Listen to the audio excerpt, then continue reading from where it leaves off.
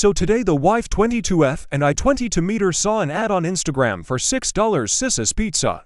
We love a good deal, so we had to go, regardless of the quality of food. We didn't get the deal, but we were already there, so paid full price anyways. Sis's was pretty mid, but we ate a ton for $20, 20 slices, so overall would rate it 6/10. After this, we walked around a discount furniture store nearby just to look around. I farted a little in the store on the couches without issue. After this, we decided to go get gas on our way home.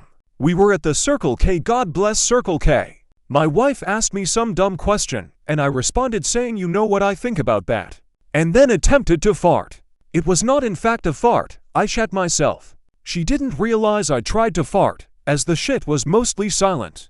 I then told her I had to go into the store, to the bathroom, because I shat myself. She was so confused, asking if I was joking, because we were only a minute from home. I realized she was right, so waddled back to the car to sit in my shat pants.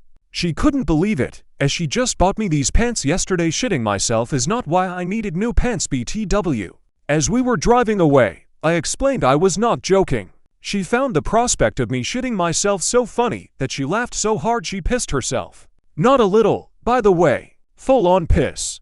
Likely due to the pressure from all the pizza. Once we arrived home, we retreated to our respective bathrooms. In short, we will not eat Sis's again. I was convinced my boyfriend was hiding something. I wish it was cheating. For weeks, something felt off. He guarded his phone like it was classified information. Late walks. Random excuses. Different cologne. I finally snapped and checked his phone while he slept. No messages. No dating apps. Just a notes app. There was a list. Dozens of entries. All dated. Each one was about me. Things it said in passing. Stuff I didn't even remember mentioning. Little details about my habits, things I like, things that make me upset. At the bottom of the note it said, "Don't forget, she matters." When I confronted him, he shrugged and said he writes things down so he doesn't mess up. I don't know if that's thoughtful or mildly terrifying. Either way, I'm sleeping a little lighter now. Just recently, about a month ago, I saw such a fucked up. In general, I was drifting around the city with my friends. We decided to change the tires because they were almost worn out to the discs. We are driving along the road, and I see that there is a black sedan with an open hood.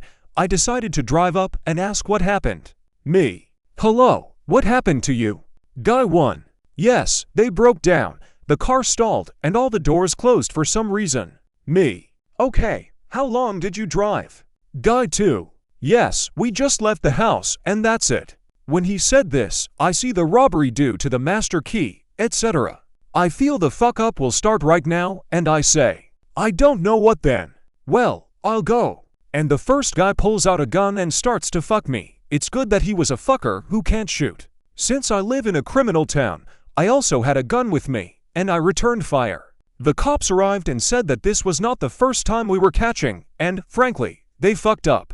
Well, it turns out I hit him in the head and he died, and the other guy was on drugs, so he was just sleeping. Not really the craziest, but this my absolute favorite story in the world, and it's 100% true. I've got 3 cousins who are birth siblings and were adopted by my aunt and uncle 20 some odd years ago. The oldest boy was maybe 6 at the time, and the 2 younger sisters were maybe 3 and 4. They had just moved in and my aunt and uncle wanted to introduce them to some kids in the neighborhood from the Cook family down the street, so they set up a dinner date on the calendar. The oldest is just learning how to read and is the newest to the house. So he gets his sisters to pack their toys and they get caught trying to sneak out of the house. My aunt, who at this point is still a strange old lady these kids just moved in with, asks them why they're leaving, and the oldest asks her why does the calendar say cook kids for dinner. I can't imagine the fear 6-year-old me would have felt if my new mom had that written on her calendar, but the story is just so damn cute for some reason. I've had many experiences, but I'll tell you one that freaked me out because I wasn't the only witness.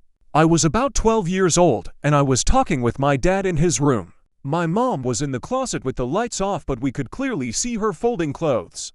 Well, during me and my dad's conversation, he had asked my mom something but to no reply. He eventually got to the point where he started to yell. I got up and stepped into the closet, but then I heard my mom walk into the room and ask why he was yelling her name. I looked at her, and she had a towel wrapped around her. I quickly looked back into the closet and saw nothing. Absolutely nothing. This obviously creeped me and my dad out. Whatever we saw, it wasn't my mom. Whatever it was, it had her shape and even the bun. My mom always had her hair in a bun. I would have completely thought this was my imagination if it weren't for my dad also being there and seeing it too. One day in college, the teacher had stapled answer sheets to the back of every test by mistake. A few minutes after passing the tests around, his phone rang and he stepped out. Everyone had noticed the answer sheet, and we decided that we would all use it and tear it off after. Hopefully he would never notice.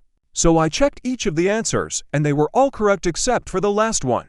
We were to draw a flow chart for a process.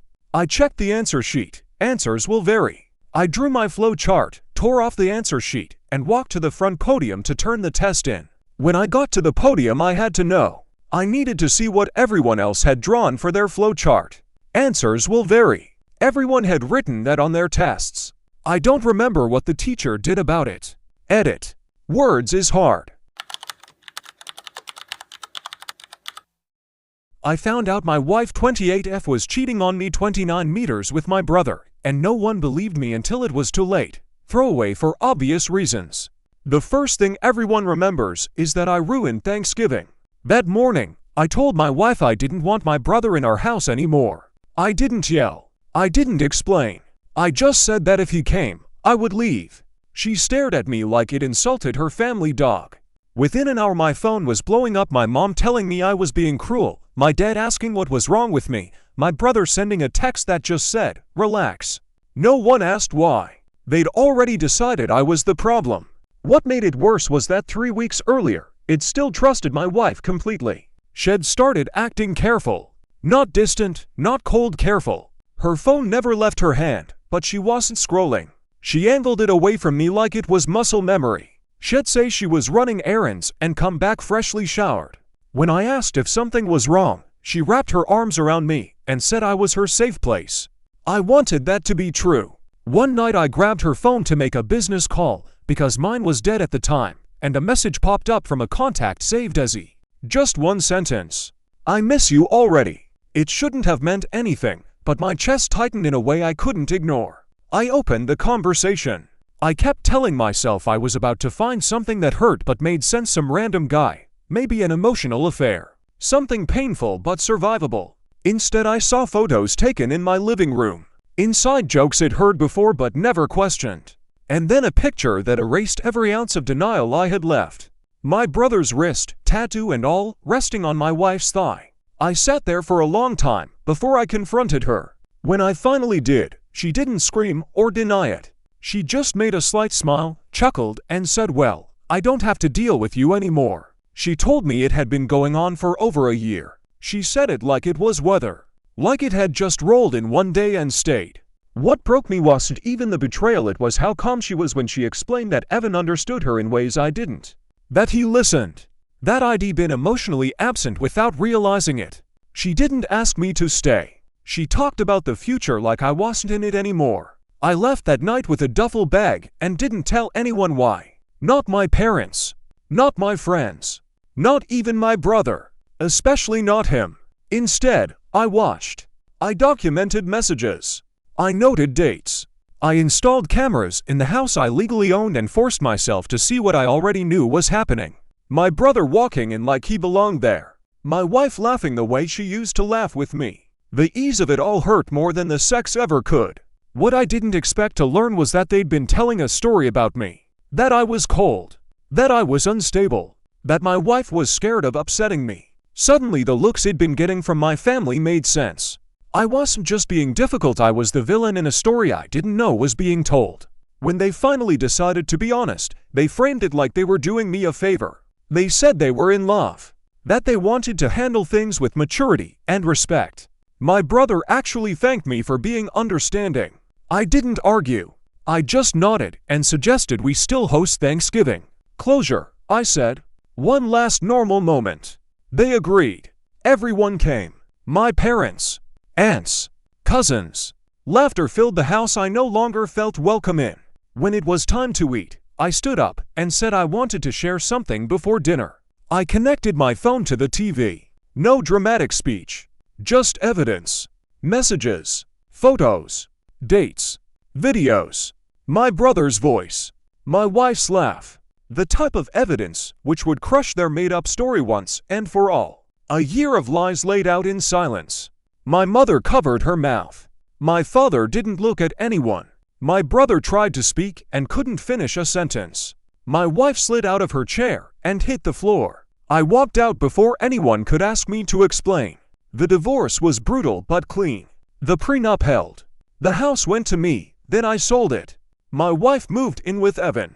It lasted 3 months before he walked away, apparently shocked that someone capable of betrayal might betray him too. My family doesn't talk about my brother anymore. They talk to me carefully, like someone who survived something contagious. I moved. I started therapy. I learned how quiet life can be when you're no longer bracing for the next lie. I met someone later, unexpectedly. She doesn't flinch when I ask questions. She doesn't treat transparency like a burden. When I told her the worst thing that ever happened to me, she didn't try to minimize it or fix it. She just listened. The strangest part is this. Losing my wife and my brother felt like the end of my life at the time. But standing here now, it feels more like the moment I finally stopped living in a story someone else was writing for me. And for the first time, I trust the quiet.